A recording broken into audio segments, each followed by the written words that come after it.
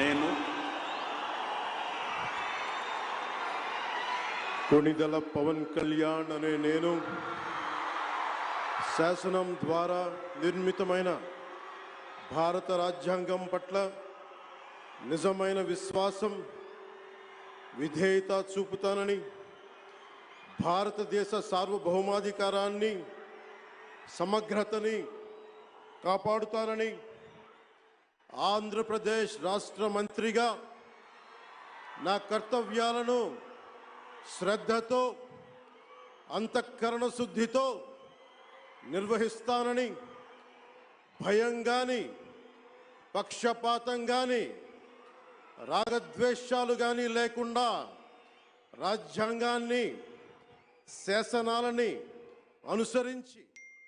ప్రజలందరికీ న్యాయం చేకూరుస్తానని దైవ సాక్షిగా ప్రమాణం చేస్తున్నాను.